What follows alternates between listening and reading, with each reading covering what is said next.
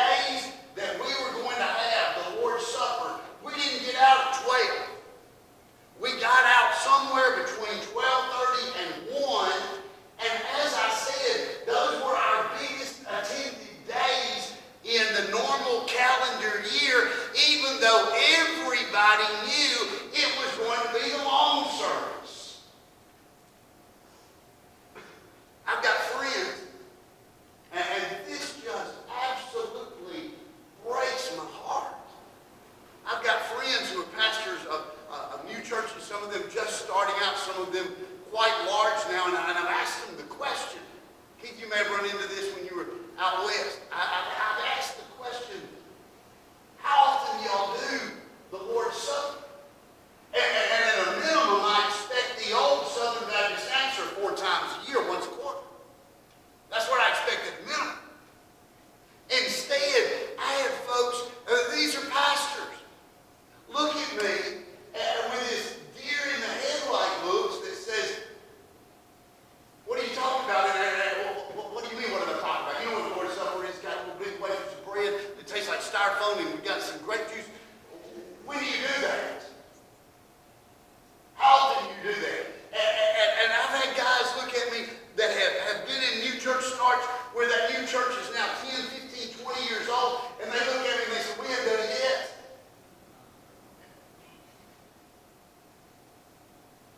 Really? Well, it is something important. Excuse me? What do you mean it's not that important? The book says it's important. Jesus said it's important. What do you mean it's not important? Sure, it's important. And then you talk to believers, and what you figure out is that they're in tune with their pastors. That it's just not that big of a deal. Kind of like, and this also blows my mind, kind of like lots of people feel about baptism. Oh, I got saved years ago. Baptism doesn't matter. It's just a symbol. Just a symbol. Stop sign's just a simple thing, but it's doggone important at the end of a road or you're going to get killed. Have somebody remove one sometime and then run it and see how important it is. And so unfortunately, in the climate of Christianity today, not with everybody by any means, but with lots of folks, no matter how much we teach, no matter how much we talk about it, no matter how much we preach it from God's Word as this ordinance, this spiritual food, this gathering around the table of the Lord to celebrate what Christ has done for us on the cross, what you get is, oh, it's not that important. Or they walk in and you can hear it. They walk in, now they know that I'm very time conscious, and so usually I will cut the sermon a little bit short. On the Sunday mornings we have the Lord's Supper so that we're not real late getting out.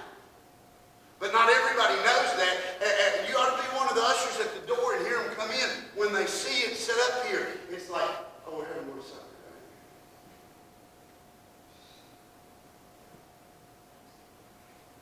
Excuse me. I just don't get that. And so what I know is that I preached this in the exact context with which most Bible scholars believe it to have been written, which means that it's talking about the table fellowship.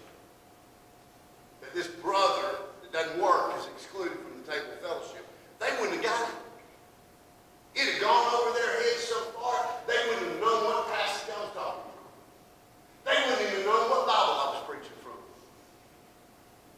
Because in their view, what we call a symbol, or in Baptist terminology, an ordinance, they have reduced in their minds to nothingness. It must not be important.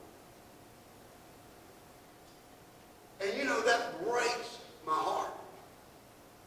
So I endeavored from the start of my ministry, not just here, wherever we're going, I've endeavored to do the Lord's Supper more than quarterly, to emphasize the Lord's Supper when we do it, to talk about its importance, to explain what it means in hopes that somebody gets it. Because it's obvious to me that in our world they don't. The church that Pam and I attended while we were in seminary,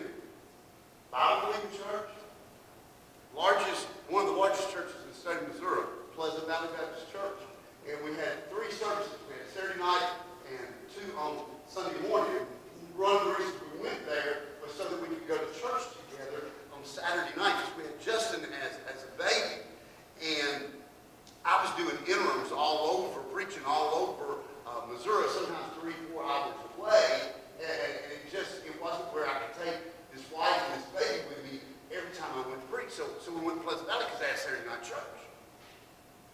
And we had gone there a little while, and I went to the pastor who I greatly respected. And I asked him, I said, I've been here now for about 6 months. And to my knowledge, I haven't missed a worship service, Saturday night worship service. When do we do the Lord's Supper? And he looked at me and he said, well, he said, I try to work it in at least once a year. I try to work it in. Listen, we don't have to work in what Jesus commanded us to do. We don't have to do that. But we are supposed to observe the supper of the Lord. So I just wanted to comment on that with you. And I wanted to say to you, because a lot of y'all are Sunday school teachers, you're discipleship training teachers, you work with kids, different things. Listen, whenever there's a lesson that comes up, and it's about the table fellowship, not only pray over that, emphasize that. Really, understand that that is important. And try your very best, prayerfully, to convey that importance to the people that are in the Bible class with you. Because I'm telling you, they do not value the supper of the Lord like it should be valued. They just don't. We have Lord's Supper coming up in just a few weeks as well. Now, let's read tonight. Verse number 16. Now may the Lord of peace himself give you peace at all times, in every way. The Lord be with you all. Now may the Lord of peace himself give you peace. One of the slogans or mottos that we have here in the United States that I think we would do well to apply from the secular world into the biblical world and our understanding of peace. Periodically, particularly election time, you will hear someone say that what we believe in is strength through peace. Or peace through strength. Excuse me. I've been getting these out are killing me. Peace through strength. That if we are going to maintain our freedoms and our liberties, if we are going to maintain our position and our place in the world, that requires, in a world enmeshed in sin, a strong military. It's just as simple as that. When we have a strong military, that's not in any way, shape, form, or fashion saying that we are warmongers. As a matter of fact, it is the opposite. It is saying that we are peace lovers. One of the things that interested me, I caught it on the news. I don't get to watch the news every night, but I was watching the news one night, and they were talking about somebody somewhere, I don't know if it was in Washington or here in Columbia, I didn't get to all that, but they had introduced a bill saying or allowing our teachers all to carry weapons. And the person that had a rebuttal or response to that was the president of the teachers union. And their response was, of course, how ludicrous it was and how crazy that was, etc., etc., etc. And then all we were doing was asking for trouble. I remember the first time I went to Israel, that one of the things that astounded me initially, not only was on every street corner in the city of Jerusalem were there army guys with their Uzis keeping everybody safe, but what was interesting to me is we passed by a couple of schools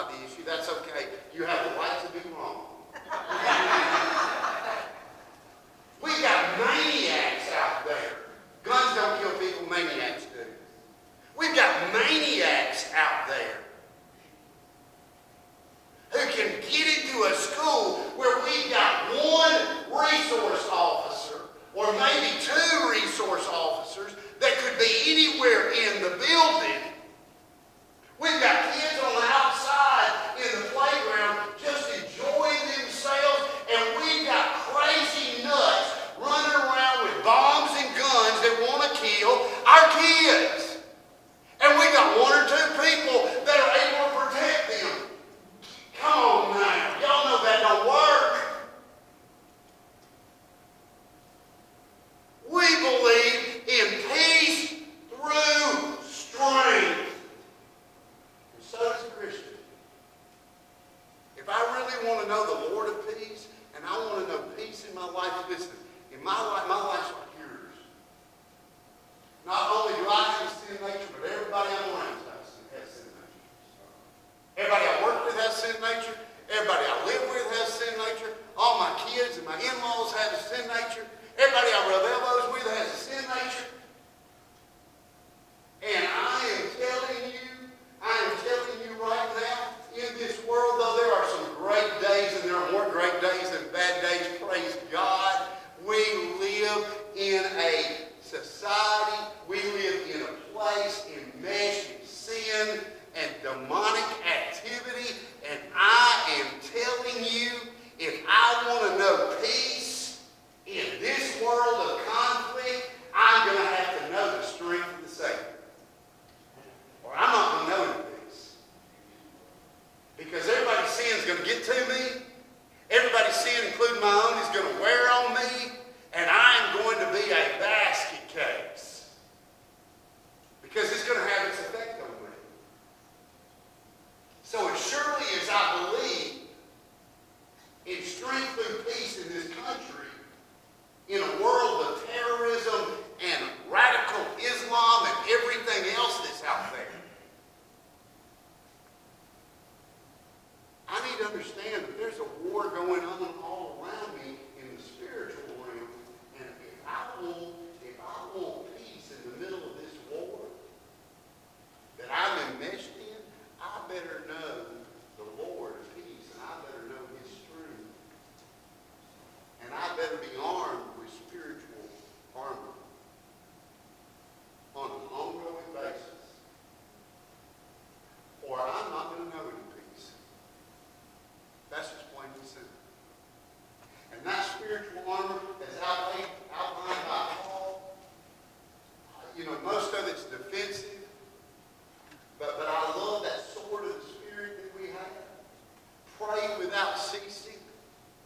We've got a helmet of salvation to protect our minds. We've got a breastplate of righteousness, feet shod with the gospel, the shield of faith.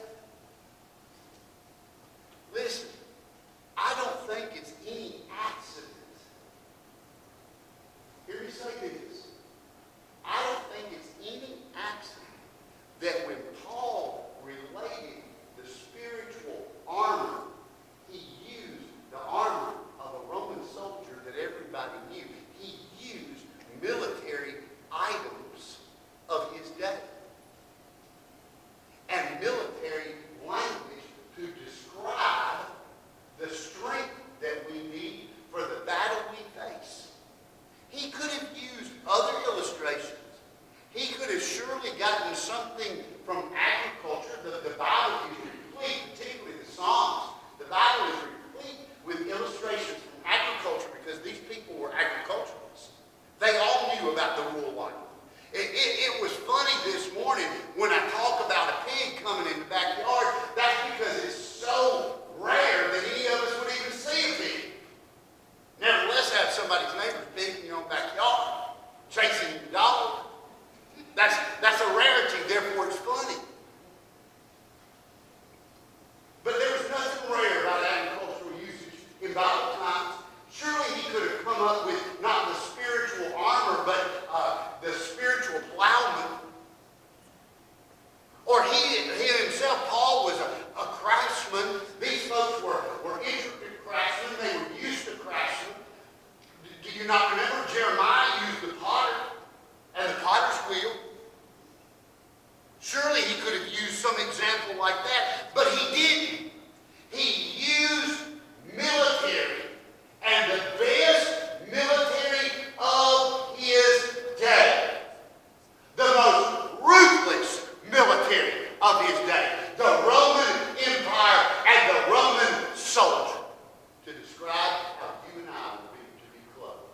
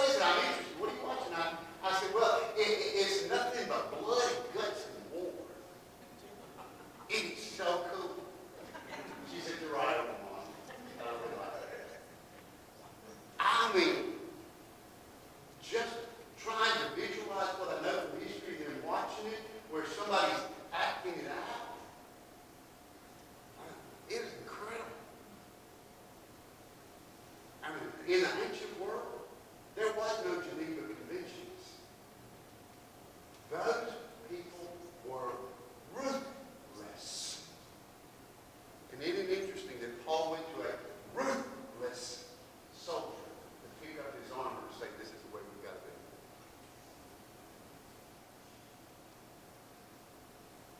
it. You and I know the Prince of Peace.